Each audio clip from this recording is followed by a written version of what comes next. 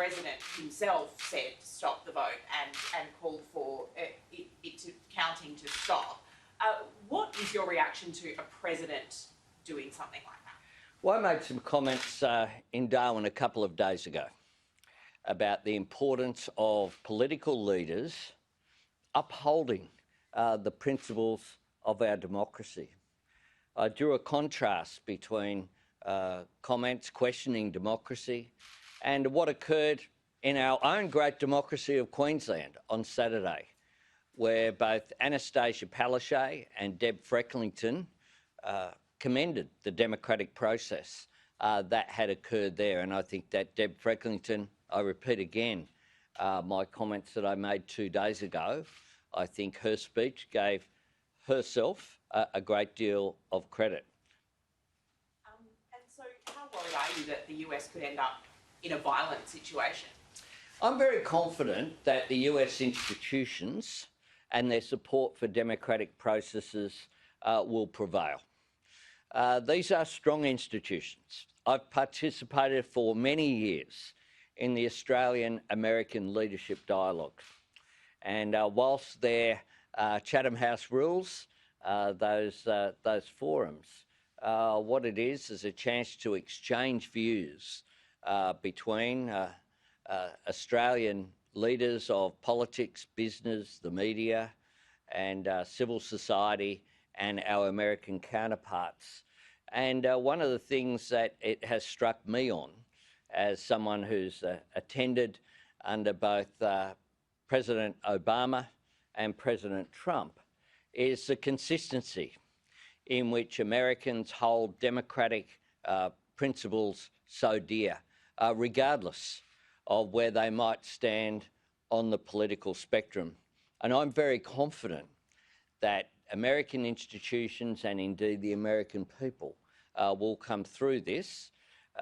People would have, of course, everyone would like to see a result clearly on election night, but often that doesn't happen.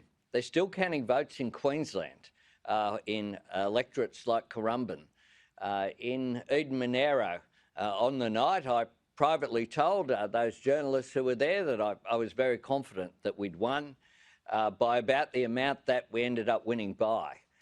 But we didn't declare on the night because there were votes to be counted. Once those pre-poll votes were counted on the Sunday morning and it was clear that we were definitely going to win, then Christian McBain claimed victory. That's the democratic process. And here it's not surprising, given the different rhetorical positions about early voting, that there's a difference in the vote cast on the day and the vote cast earlier on. Do you think Donald Trump is trying to undermine democracy in the US, given his reaction? I think that democracy is too important for it to be undermined by any individual. And I think that the United States institutions and its democratic values, which are at its core, can't be undermined by anyone, beyond any undermining at any particular time. America will come through this. And the fact that more Americans have voted than at any time for over a century in this presidential election really signals how important Americans value their capacity to have a say and express that through the ballot box. That's how we do it in democratic countries, and that is really important. Here in Australia, every time there's an election in a country that has voluntary voting, I say that Australia's democracy is very, very strong. It's a reminder that we got it right when we had compulsory voting. It's a reminder as well that almost all the time the political party that gets the most support after people express their preference gets to form government.